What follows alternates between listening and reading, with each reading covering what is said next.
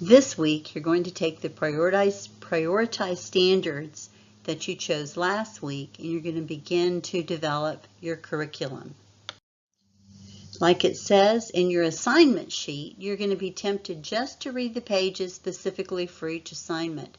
But if you do not read the total assignment, then the chances are that you are not going to get these particular documents done correctly.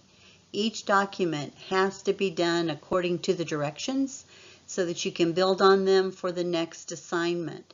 So please read all 6 chapters.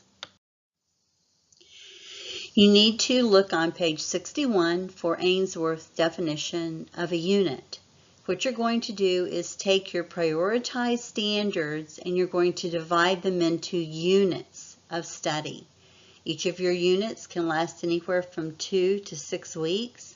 And what you have to do is look at your priority standards and decide exactly how many units you're going to need.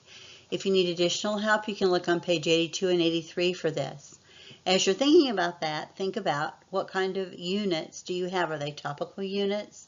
Are they skills-based units? Are they thematic? And the units don't all have to be the same. Part can be skills-based, part can be thematic. But you need to identify each unit and what type it is. Then talk about the approach you're going to use to name each individual unit. And you need to name each one and explain why you chose to name them that. And then you need to identify the one unit that you're going to develop during the remainder of this course. We're not going to develop a whole year's curriculum. We're only going to develop one unit, the unit of your choice, based on the units that you just formed.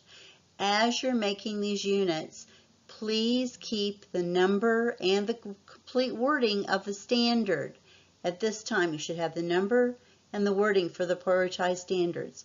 Those should be divided up into units that you have identified as topical, skills-based, or thematic, and that you have named. The easiest way to display this material is really in a chart form. In some of these standards, underneath them, you're going to list supporting standards that are applicable to your unit. But distinguish between them and prioritize standards so that I can tell the difference and you can tell the difference. And again, please list all standards completely with the numbers and the correct wording. Sometimes you may use a prioritized standard in more than one unit, and that's perfectly acceptable. Just explain that you're doing that and why you're doing that. Remember, you don't have me in front of you to explain this.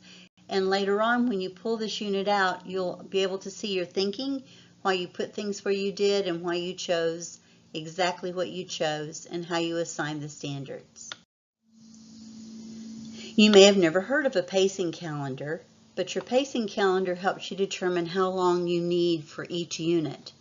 And you need to make up first of all, you need to make up a calendar for the entire school year. If you've not done this before, you probably haven't. As a teacher, you may have marked in your planner the weeks, but what you need to do is make a calendar for the entire school year from pre-service all the way through the end of the year.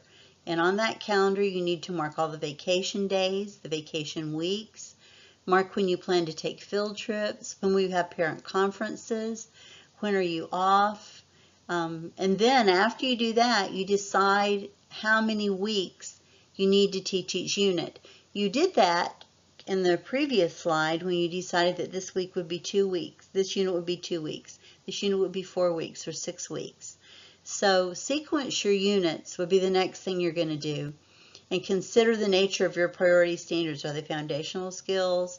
Do they have to be chronological? And think about school and what's going on in school. Think about state testing dates, what needs to be done before, what can wait till afterwards.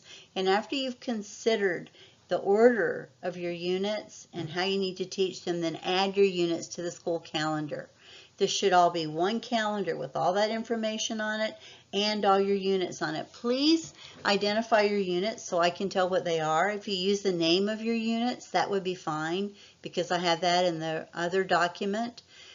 Put when they start, when they stop, and you're going to want to include some buffer weeks. that's maybe this unit might take a little bit longer, or I'm going to need more time for this or that. And then, as usual, with everything, include an explanation about your thinking with your calendar. It is extremely important that you unwrap your standards for the one unit you're going to be developing. From now on, we're going to be concentrating on that one unit that you've chosen. There are 4 steps on page 121. Please take your time with those 4 steps and actually show me on paper that you completed the 4 steps. I have a lot of students who do exactly what they did in the textbook. You can do that, but as long as I know you have followed those 4 steps for unwrapping each standard, that'll be very important. When you unwrap the standard, please keep the standard number with each unwrapped standard. You probably are going to end up with several unwrapped standards for each original standards because these standards are very broad. And so as you're unwrapping them, you're going to come up with several others. But keep the original number with each one. Now you're going to end up with 3 documents. 3 different documents: the list of units and corresponding standards, the pacing calendar, and the unwrapped standards specific to that one unit that you chose. Please submit all 3 assignments as different documents. So your assignment for next week, you'll be submitting 3 different documents. And please include your last name in the file name when you save it. That makes it easier for me to save it and pull it up, mark it, or put comments on it. Okay, if you have any questions, I think you know how to contact me.